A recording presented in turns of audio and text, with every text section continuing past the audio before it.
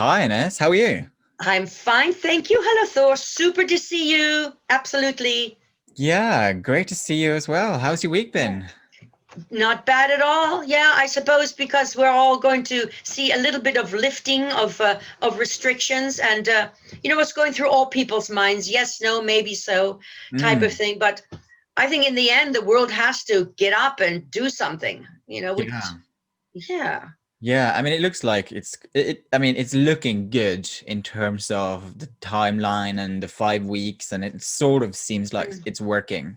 Well, I think it was Paris just had another major shutdown, Did they?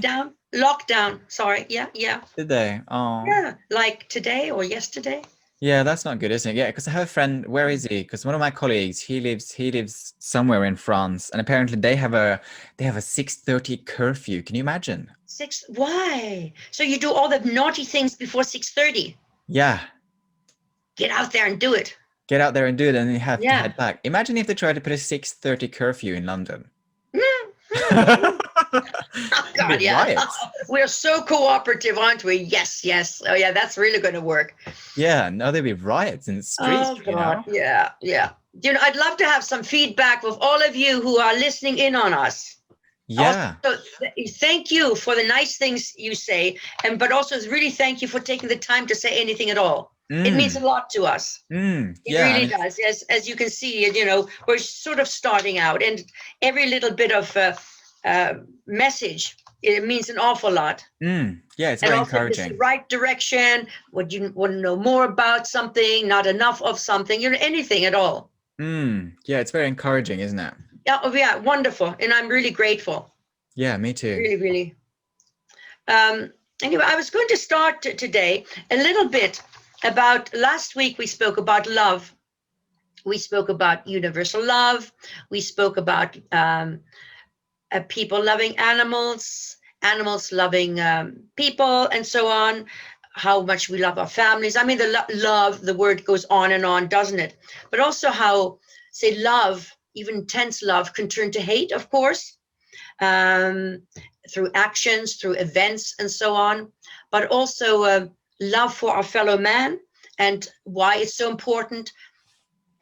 We cannot love somebody else, even on a very benign level, if we do not have some respect and love for ourselves. I mean, that has to be the first thing. But also, because of that, we also touched on to the laws of karma, and that karma is absolute. It is absolute. Finish. However, by saying that, so we're going through a really bad patch in life, long patch. So, and then you listen to this, well, karma is absolute. So that means whatever I do, I cannot get out of it. So you throw your hands up and hope, my God, what's the point? You know, no point at all. It's going to happen anyway. That's not quite really like it happens. I'm not God. But what I do know is the law of karma, what it does, whatever is thrown at us, we are actually expected to deal with it. And also, believe it or not, um, we're never given more than we can actually chew. Now, then with the law of karma saying we are expected to deal with it, that means we face it, we try to find a solution. And that solution, if it is not physical, let's say, such as you have the ability to move out, you have the ability to pack your bags and go on holiday to get your act together again.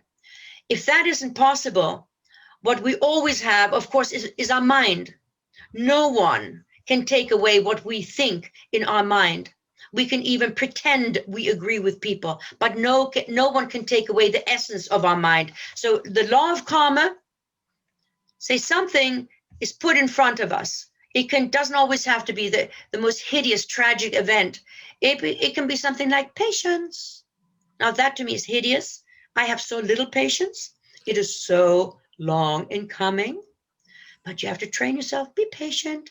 And then what does happen, our page of karma, what we are expected to go through, of course, turns.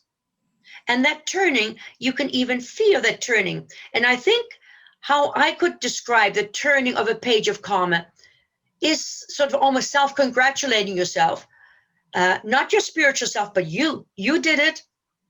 You put your best foot forward, and it's changed. Something has changed through your own efforts. But all of the efforts that we always put into the things that we need to change are always also helped by that guiding force. And the guiding force, as we mentioned before, depends on how you view it and how you perceive it. No one is ever left behind because their thoughts or their viewpoints of what a guiding force differ. And if you don't believe in guiding force, just listen to us. You don't have to take on anything that goes against your own the own grain. But now, of course, we're living in an age, constant change. Am I exaggerating? Constant change, turmoil, uncertainty. But all of this has been created not only in our workplace, if we have one, but also in our personal lives, which leaves a residue of fear. I feel fearful, and I'm never quite certain what am I afraid of, but it doesn't feel good. It's almost as if some dinosaur is sniffing me out. Anxiety, the pressure levels always also on our achievement, that they're also always on question. Our self-worth is on question. Too young, too old, too much experience, not enough experience. There's always this thing on there. And also a total feeling of impermanence. When there's this huge upheaval and change, good God, what's going to be next? And we're going, for Britain, we're going through the Brexit, still Brexit negotiations. We're going through a COVID, which apparently will be with us forever and ever. We're going through all kinds of things. And from those two areas, we're losing jobs. We are meant to find new jobs. How? I'm never quite certain, because we can't always just move skills. They take time. So all of that sits on our mentality and on our anxiety level. All I can say is that nothing is out of place. Everything is actually exactly as it is meant to be. And that is karma at this point, that all of us on planet Earth at this time, even if you are 99 or you're 9 years old or younger, whatever, we are all going through that experience. And if we're younger, of course, we have the situations of our parents trying to cope, or whatever it happens to be. It's all anxiety, a type of situation.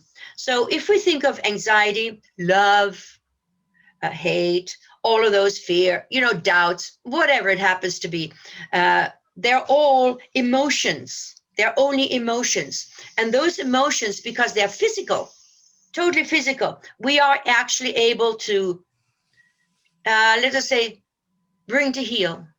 We have that ability to bring those emotions to heal, because emotions rule us. The fear can cause us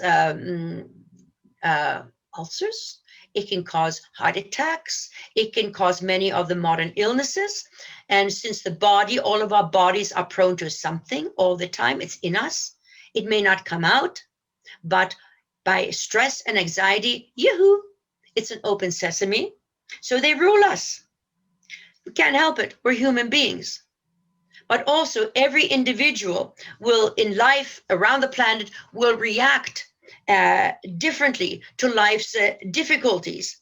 And what I was also thinking of, I was watching news, and on the bookshelf behind the person that they were talking to, there was a book, and it said, "In real life." We talk about guides helping you.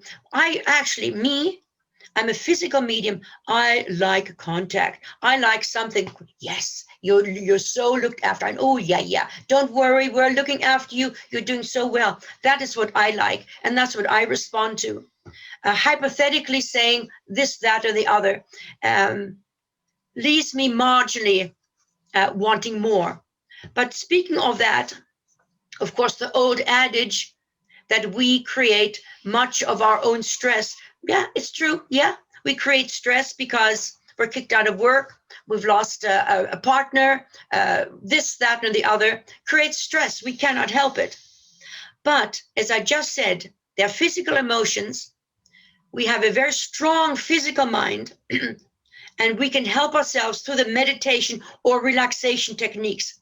I'm not harping back on the subject of meditation, but when we speak of regression, we speak of trance sittings, we talk of clairvoyance, we talk of flower clairsentience, we talk of sand readings, we talk on walking on coals.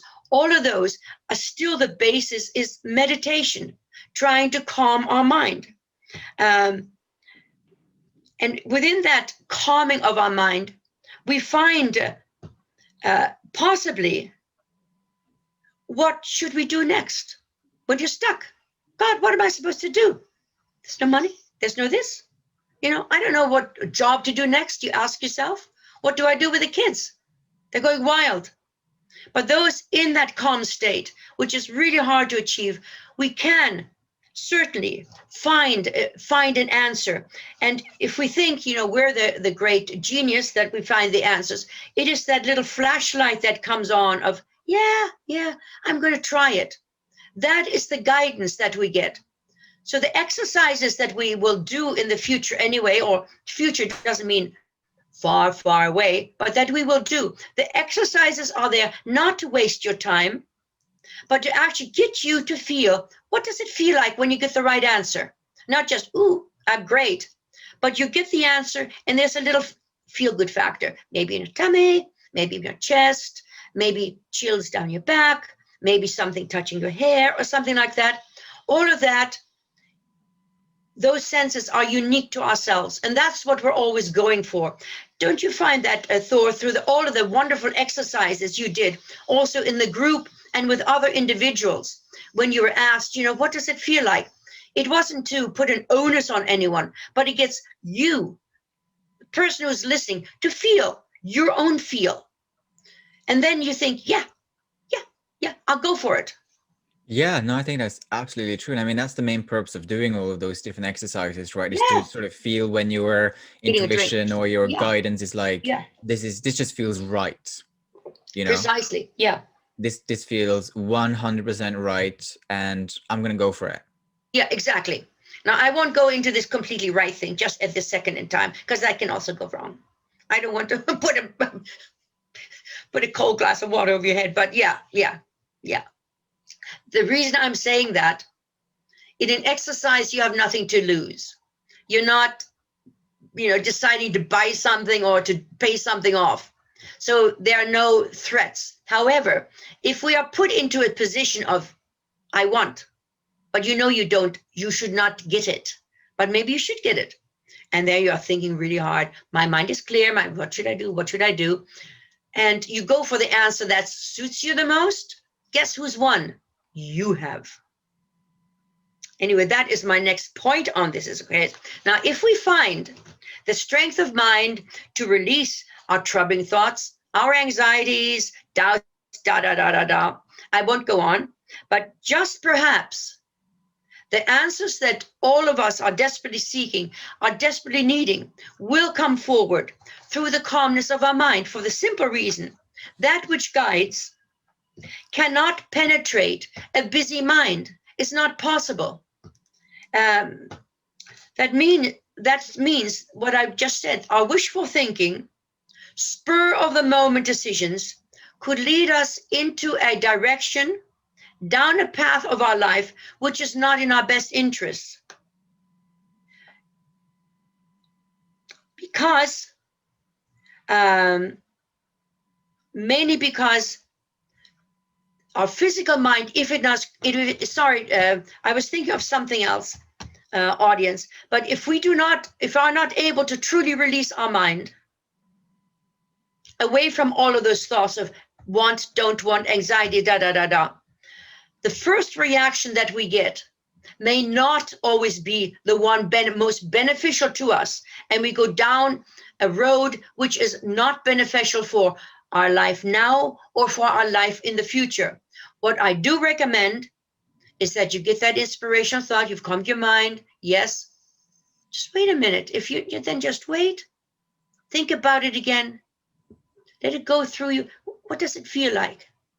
Does it feel as if you're cheating because you want it? Or do you feel the strength to go forward with something that sometimes everybody else says, turn left, and you say, it's not because you want to be different, but you know the right thing is to turn right? It's that sort of a feeling that you should really, really get. And that's what is so important. But when we speak about the anxieties and the desperate feelings that we have, and I mean desperate feelings, but just by understanding why life a little bit more, the glory of life a little bit more, and by us teaching our thinking mind to discard the constant flow of thoughts, by that we bring forward our inner strength. That means your inner strength, your confidence, and also the confidence to love yourself as an individual, and also to love your particular life, which, oh yeah, that's fine. Don't get me wrong. I see what's on the streets as well. I may live in Surrey, but I can see it. It's all over the place. But still, if we understand life just a little bit more, whatever it is, life is still a gift. As I mentioned with our karma, our path of life is guided. You're not forgotten. You're not being punished. It is just part of it. It's guided for a period of time for which it is needed. That doesn't mean you're going to die. All it means that there will be a change. Everything happens. Everything is on loan, as I said last week, only for a short time. The good times, the bad times, but everything will also always come to an end. There's no constancy with that. We have to progress. All of our lives is always a passage of progress. So by opening our mind again, by discarding those thoughts, the flow of thoughts actually, because you're going down a rabbit hole. One bad thought, especially at say 2 a.m. Oh yeah, that mountain. Everest. You go up and up, or you can go down. It doesn't matter. It's not good either way. But by doing that, by clearing our mind for a little bit, discarding our thoughts, the flow of thought, it helps us to cope with life and its difficulties. It does help. It truly does. Every day of life is a gift. And whatever we may be going through, and we're all going through exactly the same thing. Whichever way life may take us, or whichever way perhaps life has to go. Every day, whether it's a situation of illness, whether it's a situation of health, but every single day is a gift. And once we, for ourselves, not because someone says it, a book says it, doesn't matter. Once we accept that life is a gift, then it does truly become worthwhile. Sometimes, often, there might not be enough money. Perhaps there's abject loneliness, of course. But we do have something far, far greater than any of those things, and that is the breath of life. And life is sweet. There are ups, there are downs, of course, but those are the lessons of life. And before I just conclude this little bit, there are many forms of concepts that believe and insist that we choose our life. It isn't as if we're going through either choose Harrods catalog, or would you just like to have this little scrap heap that you can choose your life from? You can have some nice designer clothes, or you can actually be a leper, starve to death. Which one would you like, my dear? The leper? Oh, what a good choice. So it's not quite like that.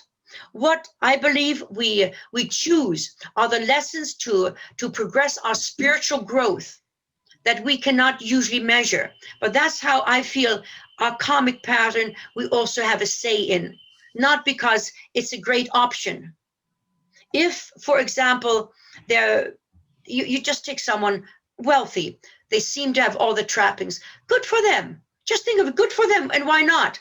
Maybe they were a galley slave, for 5 lifetimes, who knows? I don't know. But I do know that we get a taste of everything. We're not always poor. We're not always this or that or sick or whatever. We're not always lonely.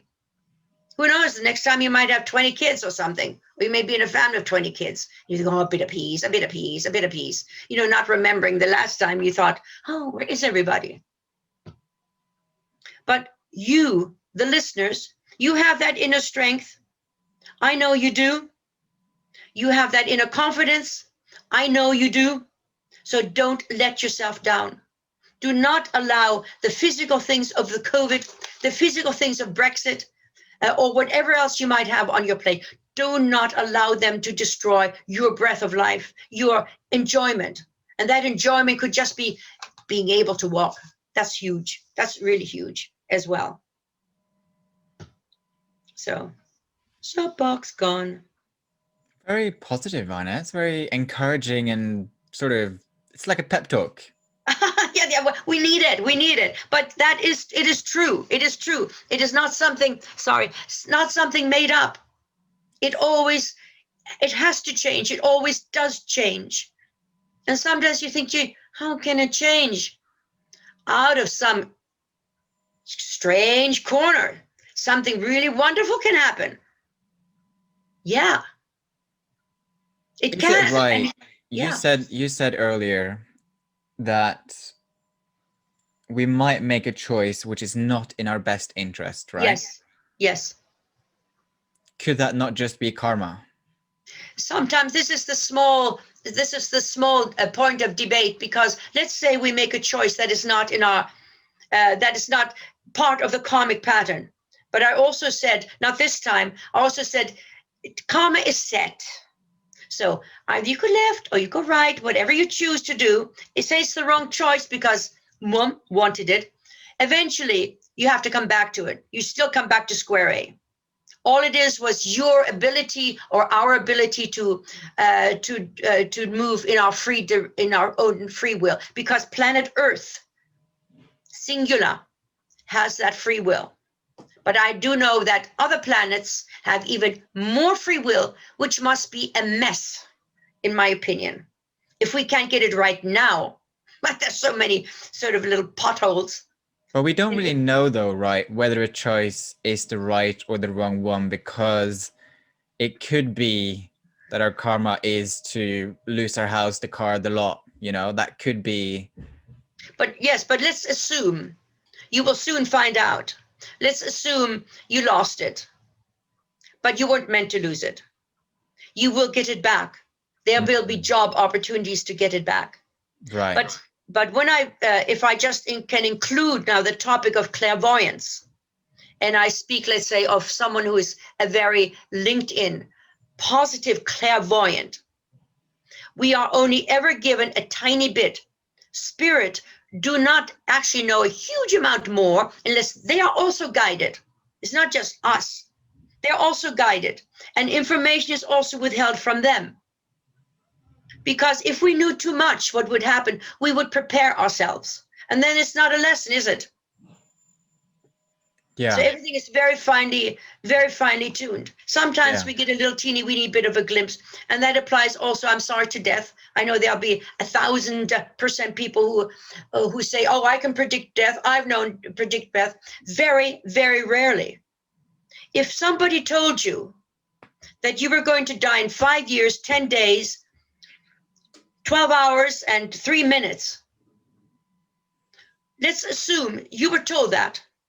What? You wouldn't bother paying into your pension. You wouldn't bother taking out insurance for this or that.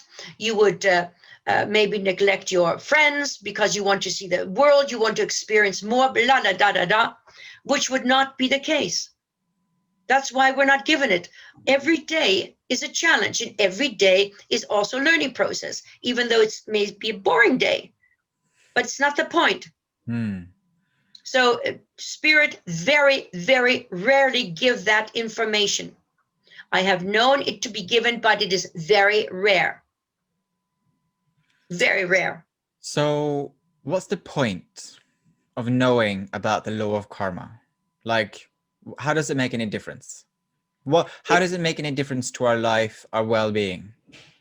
By knowing, by exploring the spiritual realms, the law of karma, which is absolute, It's a sense of perhaps a feeling of there is a reason why there is slaughter, maybe, not a matter of condoning it. There's a reason for things happening. That reason sometimes gives us strength and comfort. I can't speak personally of this, but if we sometimes the documentaries we see about, say, World War II or World War I, and you think, why? Why? Karma is still not the answer. But if there is a total control, you can't blame God for anything. It's not a God, it's a force. It's a vast force, that there is a reason for the suffering. There is a reason for what we're going through. Then maybe we are able to cope more easily. But there are some life forms, I won't go into ETs, that are so evolved, they can actually communicate, say, with spirit and other life forms. They're all very different areas. And then we're different, say human beings. Let's just stick to Earth. So we're different, but there are life forms that are able to connect with us. And there are also life forms that are able to connect and understand what spirit have to say. So since spirits speak every single language on our little planet, they're also able to converse with however the communication occurs with other life forms. So we're all totally connected. So by understanding the spiritual things that we talk about, you're not alone. But I like the feeling that there are others, and I like the feeling that somebody's looking. I don't have a problem with that. And I'm also glad that I'm not the only one. I'm not in a pickle. Thank you.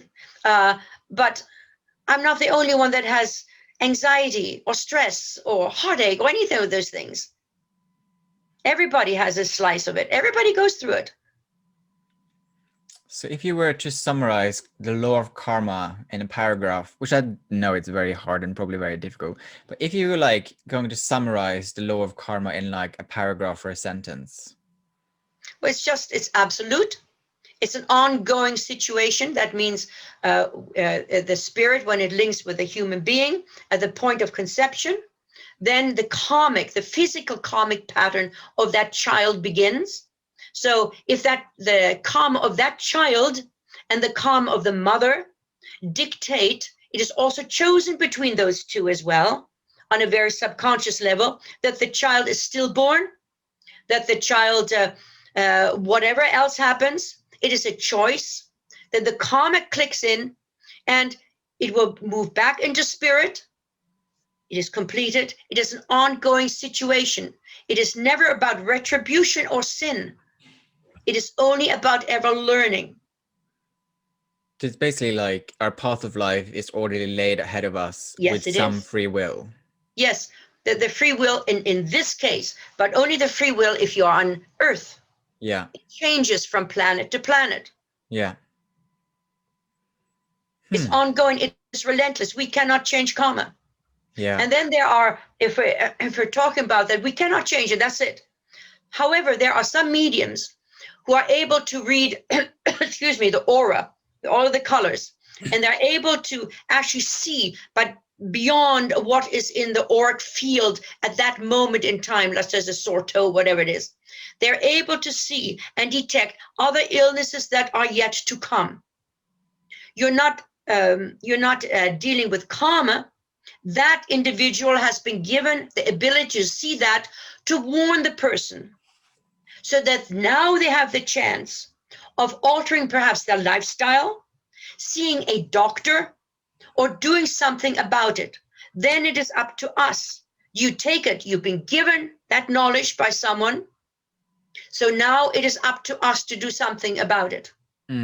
So you're still not interfering with karma. You're on exactly the same path, except now you have a choice. Right. Because that choice could have even come, let's say, a past life, to make it simple. Whatever happened, something, let's say health, just stick to health. And they would have said there was somebody, okay, somebody's dying that they know, say a family member's dying. an old uncle, so on. And you say in that past life to maybe the wife or something, you know, Ruth, I don't think I would have done that if I were in his shoes. You laid the foundation for something. Okay, let's see what you would choose. So, okay, next lifetime. And there you are. You're not sick, but you're presented with something. Listen, if you didn't change your spots, your lifestyle, whatever it is, not good for you. There you are. In that lifetime, you said, I would have done it so different. So put your mouth where, where your words are. So that is how these sort of things work. Right. And that's what helps with understanding when we say spiritual link, why, how. It's not just about of dragging out your prayer mat. The prayer mat is the tool that triggers the mind to relax. You're on that little mat. Yep, that's it. That's all it is. It's all it is with any of us. So to bring the podcast to a close, what's the positive message? The positive message is trust yourself, feel worthy of yourself. No one is any better than anyone else in looks, money, or anything. Money is not a reward. It's usually a byproduct of the karmic pattern. Mm. It makes life easier. Your tummy is full, the rent's paid, your medical bills are paid if that's the part of the world you're in. And that's where it ends. It does not substantiate the labors of the spiritual self. That means I will go on. I will try. But then, of course, we come, say, into areas, say, of suicide, which is another topic. Yeah. We're always beating ourselves up. No, life isn't easy. But there's always more, huh? Yeah. But those are the lessons of life, ups and downs. Right. Well, Yeah. thank you so much for another week, Ines. What Yeah. an interesting topic. I mean, karma and free will is a Oh, fantastically I interesting could topic. tell you some stories about karma. It's just so interesting. I love to hear how people manage themselves in case I can get another tip. Yeah, feel free to leave comments. Yeah, it's just interesting. And again, dear listeners or whatever, comments would be really appreciated by Thor and myself. Yeah, absolutely. Thank you so much, everyone. Thanks. And Thank you. we will be back next week. Okay. Bye. Bye.